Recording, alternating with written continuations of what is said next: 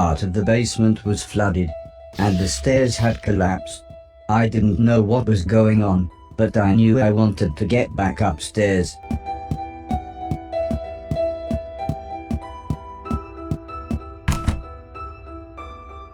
I had to be careful. The electricity was going haywire in some places.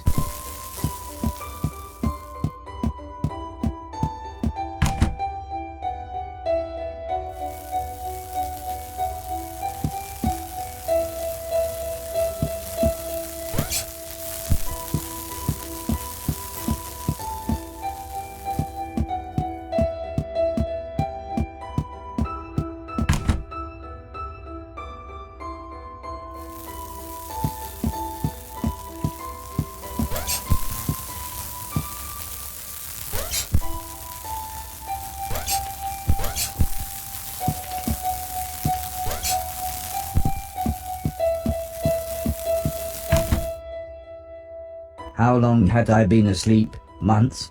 Years? I was so confused. Where had everybody gone?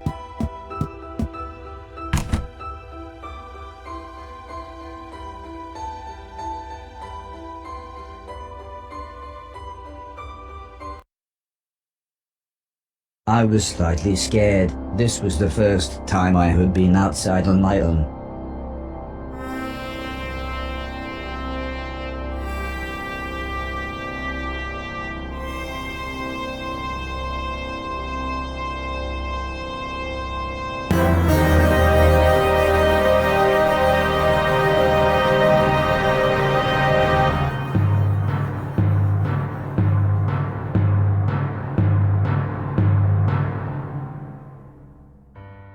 I knew what I had to do.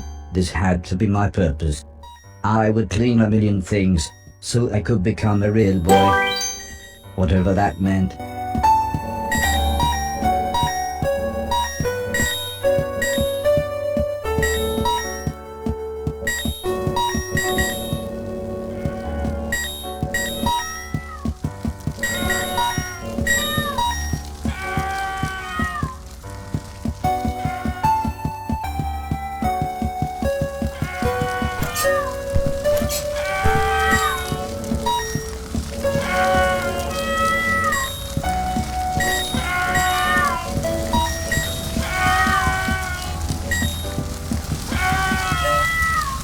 The screaming was coming from one of the bedrooms, but the stairs were blocked by a wall of fire.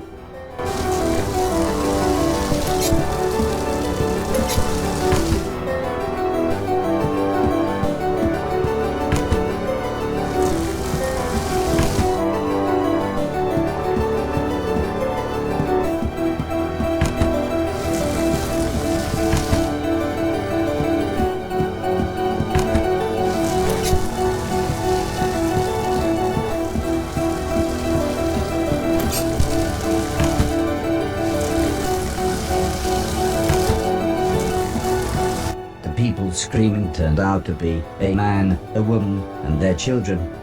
They were confused and terrified. At first the man looked like he was ready to fight me, but after I convinced them that I was there to help, he calmed down. There was no way I could carry them all at once, so the children went first.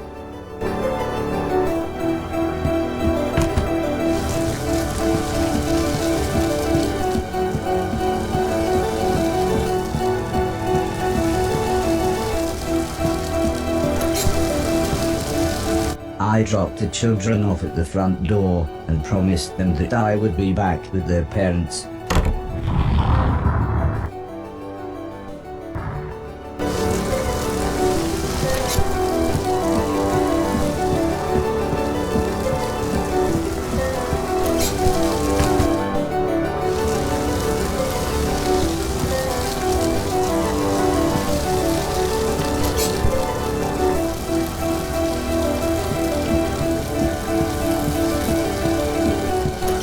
The fire was getting much worse, so the woman went next.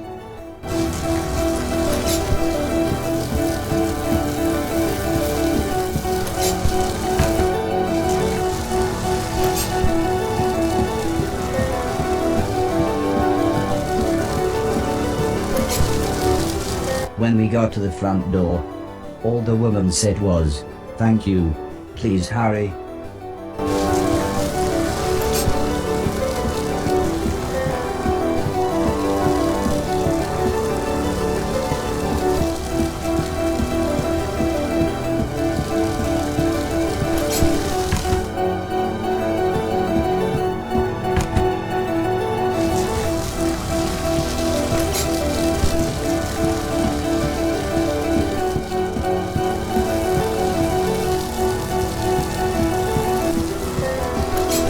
By the time I managed to get back, the man was unconscious. I had to pick him up quickly, as I could tell the house was going to collapse at any moment.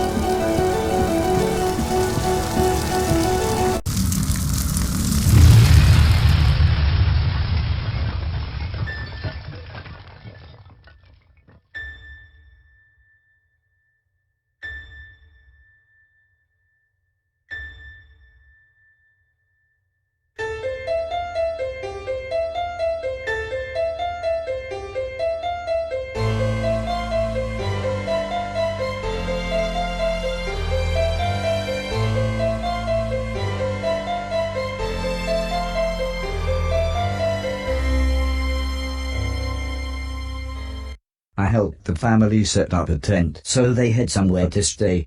The kids were excited as they got to camp outside, but I think they knew they had just lost their home. When I mentioned my quest to clean a million things, the man said I should look through the rubble of the house, as they had no use for it. So, when everyone was making dinner, I looked through the wreckage. There wasn't anything I could clean, but to my astonishment, I found a TV set and a games console. With a bit of fiddling I was able to get them to work. So I sat playing games with the kids until their parents said it was bedtime. As we talked, the man opened a bottle of wine. I asked what had happened, why was everything so ruined? The man looked at the woman, then the woman sighed and said, "There was a war." "Yes, a war," said the man. "One side of the planet attacked the other, and before we knew, it was all over. Everything gone. Everything destroyed." "Well, it's late," said the woman. "We should really get some sleep. Help yourself to anything you need, and we'll see you tomorrow."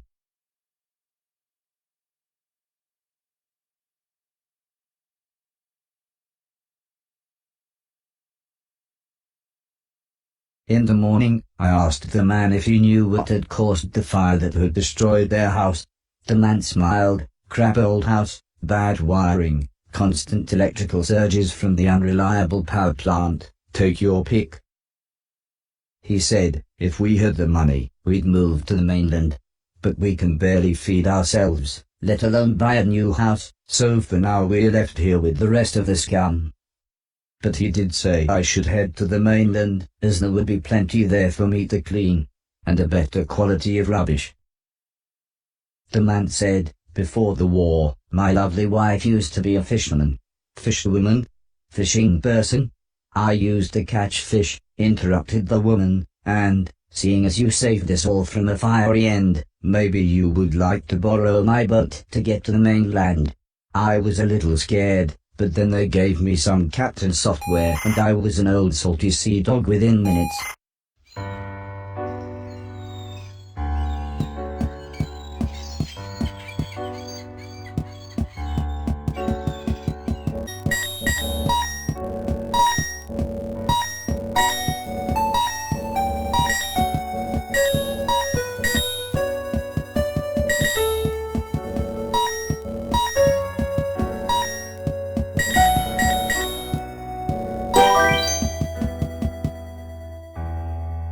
I was surprised to see an old man, but not as surprised as he was. It turned out he was blind. He was kneeling on the floor with his hand in a drain. When I asked him what he was doing, He said his cat had crawled into the pipes, and he was trying to get her out. He was very happy when I offered to help. He said there was no way we could reach her from here, so if I was willing, I could make my way through the sewers and get her from the other end. He said he would turn off the water for as long as possible, but I would have to run, as the pipes would soon fill up again. I happily agreed. So he gave me a key. He said this will open all the sewer gates. Go through here, then down the ladder, and through the big door at the bottom.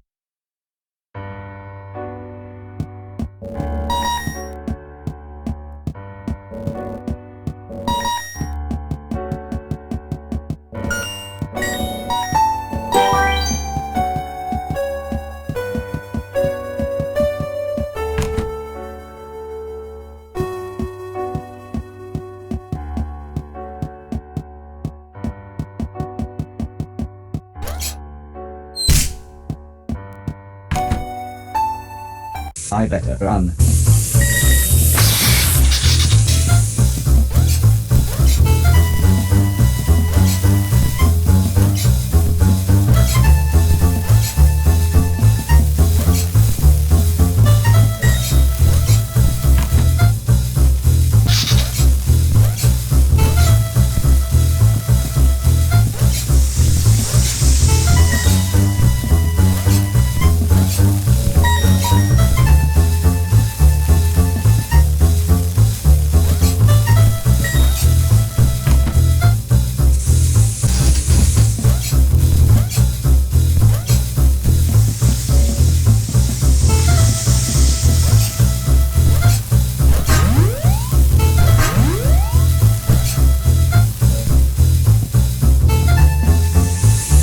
I found the old man's cat.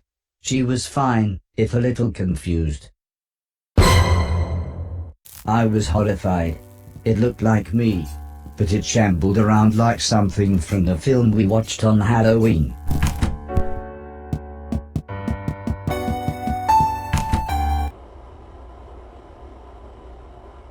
The man was happy to have his cat back. He looked so content with her sat on his lap.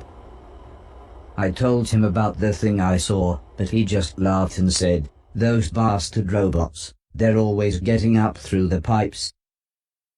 Don't worry though, it'll never get through the big doors. If I had my way, we'd have blown up the lot of them when we had the chance."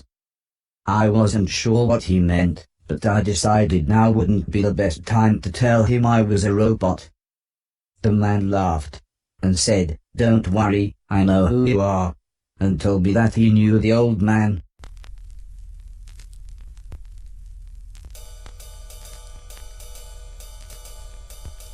As we chatted, the man brewed himself some tea. He said that he had worked for the old man. In fact, he had lost his sight in one of the old man's factories. Strangely, he smiled at this thought. "He always did me right," he said.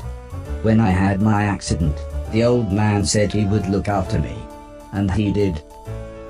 He always made sure I had enough money, and he let me move into this old pumping station on his land. Which reminds me, I have something here for you." He rummaged around behind a cupboard. Then he continued saying, "The old man wanted you to have this when you were old enough, but fate wouldn't allow it." He passed me a large box. It was empty. I thought about pretending to be excited, but the man said, "Wait a minute, it's empty, isn't it?" He slumped back in his chair. "I was robbed a few months ago," he said, almost in a whisper. "It's strange, they took practically anything metal, but left loads of food and a brand new saxophone." The man looked sad, so I thought I would try to change the subject. I told him about my quest to clean a million things. This at least made him smile. He said I was welcome to go back through the pipes anytime I wanted, as there were loads of old things in there that could be cleaned away.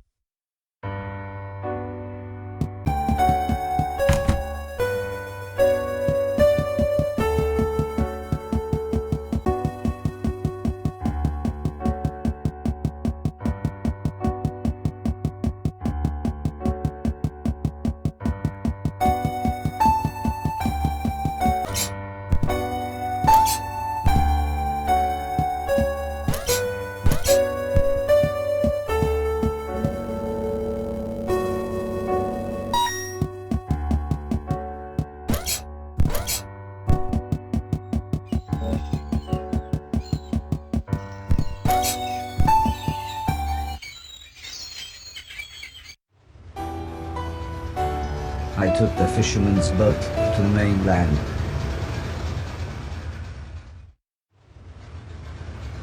The fisherman was right. Everything was in pieces. Everything had been destroyed. I docked the boat in some ruins. They must have once been a town.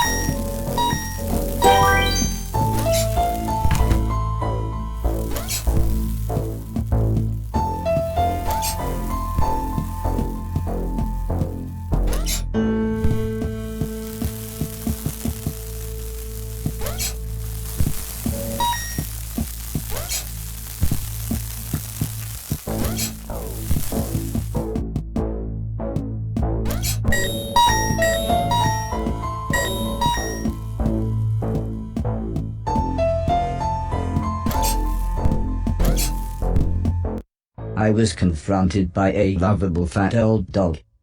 He almost looked pleased to see me. Suddenly, 3 men appeared holding large guns. Or at least 2 men and what looked to be a pregnant woman. Incredibly, it was Mr. Silton. "I thought you'd been shut down," he said. "I mean, it's been years." "I'm not really sure what happened," I replied. I then told him about me cleaning a million things. He laughed and said, "Nothing changes." He then showed me into what was surprisingly a really nice house. "Please excuse my husband," said the pregnant lady. "I'm Edwina, but everyone calls me Eddie. I believe you know this idiot. And that's Preston." "We've met," said the small man. "It was me that delivered that thing, remember?" "All you used to deliver was weed," mumbled Mr. Silton as he put the dog dish on the floor. "And I was there that night, when this twat was off his face on mushrooms. Thanks for letting me and the dog stay, by the way." "Yeah, well, we like the dog," said Mrs. Silton. "And I suppose I've got you to thank for us meeting. What were you giving Barry those dodgy magic mushrooms?" She pulled out an old photograph. It was one that Heather had taken the night I had saved Mr. Silton.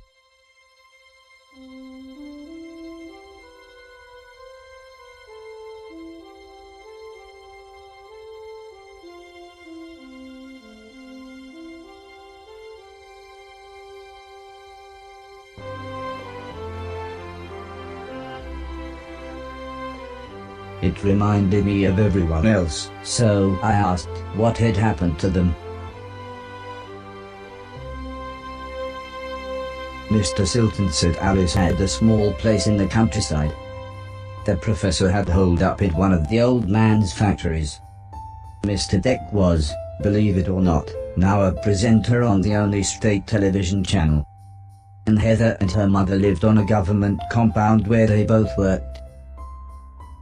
I asked about the old man, surprised that Mr. Silton hadn't mentioned him. He's dead," said Mr. Silton. "Sorry, I thought you knew."